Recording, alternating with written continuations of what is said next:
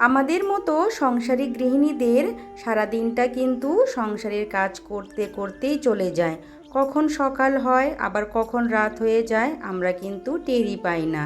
কিন্তু একটা কথা ভাবুন তো, একটা দিন যদি কোনো কাজ না করে একটু বসে থাকা যায় তাহলে কেমন বিরক্তিকর ফিল হয়। আমাদের যেগুলো কাজ করতে করতে অভ্যাস হয়ে যায় সেগুলো কাজ দেখে কিন্তু আমরা বসে থাকতে পারি না। মনটা যেমন ছটপট করে তেমন কিন্তু হাত দুটো ছটপট করে। এই যে যেমনভাবে আমরা ঘর দ্বার গুছিয়ে রাখি, টিপটপ রাখি, আবার যখন সে ঘরটা নোংরা হয়ে যায় আমরা যতই পরিশ্রান্ত থাকি না কেন তবুও কিন্তু তখনই আমরা সেই জায়গাটা সুন্দর করে গুছিয়ে নিই। এটাই তো হয় আমাদের সঙ্গে, তাই না? তো যাই হোক, আজকেও কিন্তু সকালবেলায় উঠেছিলাম।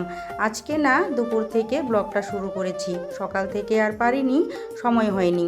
ডিউটিতে গিয়েছিলাম, ডিউটি থেকে আসলাম এই 1:30টার মতো হবে, এসেই কিন্তু বিছানাটা গুছিয়ে নিলাম। সত্যি কথা বলতে সকালবেলা আমি ঘরটা গুছাতে পারি না, যখন আমি ডিউটি থেকে আসি তারপরেই কিন্তু আমি গুছিয়ে নিই। তো আজকেও গুছিয়ে নিয়ে চলে এসেছি রান্নাঘরে। দেরি হয়েছিল, একদম শর্টকাট একটা বানিয়েছিলাম, চাল কুমড়ো আর আলু দিয়ে চিকেনের একটা তরকারি বানিয়েছি। তো যাই হোক, খাওয়া দাওয়া এখনো হয়নি, তো ভাগ্নে এসেছে, ভাগ্নের জন্য ভাতটা বেড়ে নিচ্ছি। আপনারা এখন অনেকেই বলতে পারেন যে গামলাতে ভাত দিচ্ছে, আসলে সে না গামলাতে খেতেই পছন্দ করে। আমি যদি থালাতেও দেই সে বলে আমাকে গামলাতেই দেও, তার জন্যই কিন্তু গামলাতেই ভাতটা বেড়ে নিয়ে ওকে বড় ঘরে দিয়ে আসবো, আর আমরা এদিকে বেড়ে আমরা খেয়ে নেব। এখন 3:15 মতো বাজে। তো খাওয়া দাওয়া করে একটু মোবাইলটাও এডিট করতে হবে, আর সংসারের টুকিটাকি কাজকর্ম তো অনেকই থাকে, তাই না? তো মোবাইল এডিটটা সেরে তারপর চলে আসলাম এই যে রান্নাঘরটা এবার পরিষ্কার করতে। আমি খাওয়া দাওয়ার পর সঙ্গেই পরিষ্কার করতে পারি না, বাকি অনেকটা কাজ থাকে, সেগুলো কাজ সেরে তারপর আমার সময় নিয়ে আমি এইগুলো কাজ করি। তো কী করব, অমনি তো এঁটো বাসন রাখা যায় না, তবুও উপায় নেই, আমার রাখতে হয়।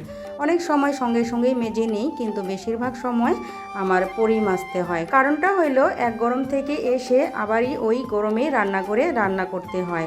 তার জন্যই কিন্তু আমি যে নিজে একটু রেস্ট নেব সেই সময়টা পাই না। তাই এই 1 ঘন্টা বেছে নিয়েছি, একটু রেস্টও করতে পারি আর এডিটটাও কিন্তু আমার হয়ে যায়। একটা কথা কিন্তু মানতে হবে, আমাদের জীবনে সময়টা কিন্তু অনেক বড় একটা ভূমিকা পালন করে। এই সময়ই কিন্তু পারে একজন মানুষকে আরেকটা জায়গায় পৌঁছে দিতে, তার স্বাভাবিক জীবনটা অস্বাভাবিক করে তুলতে। এক সময় এমন ছিল আমি একটা গ্লাস জল নিয়ে খাইনি, আর এখন দেখুন সময়ের তালে তালে সব কিছু সামলে নিচ্ছি। এই রান্নাবান্নার থেকে শুরু করে সংসারের কাজকর্ম থেকে শুরু করে প্রফেশনাল লাইফ, তারপর সোশ্যাল মিডিয়া লাইফ, সব কিছুই কিন্তু হ্যান্ডেল করছি। আমি কিন্তু জীবনেও ভাবিনি আমি এত কিছু একসাথে সামলাতে পারবো। আমি জানি না আর কত দূর আমি এগোতে পারবো, তবু আমি চেষ্টা করব যেন আমি এইভাবেই সব কিছু ম্যানেজ করতে পারি। তো যাই হোক, এই যে চলে এসেছি বাসনগুলো মাজতে। বাসনগুলো মেজে নিয়ে তারপর রান্নাঘরটাও পরিষ্কার করতে হবে।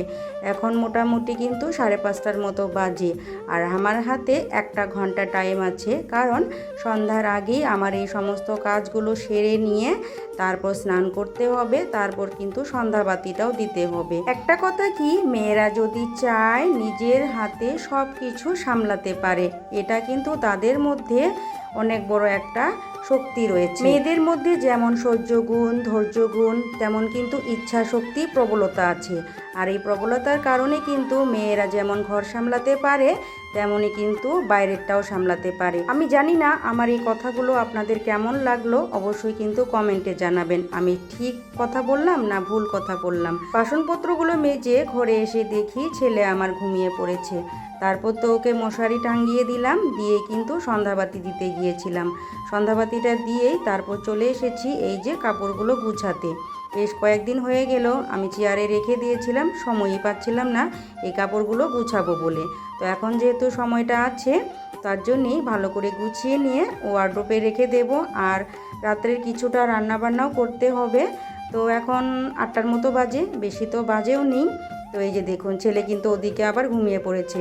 একদিকে একটু খারাপ লাগলো, ছেলের পড়াশোনাটা আজকে হলো না, সে শুধু একটা এমই পড়ে, সকালবেলা তো আবার স্কুল থাকে।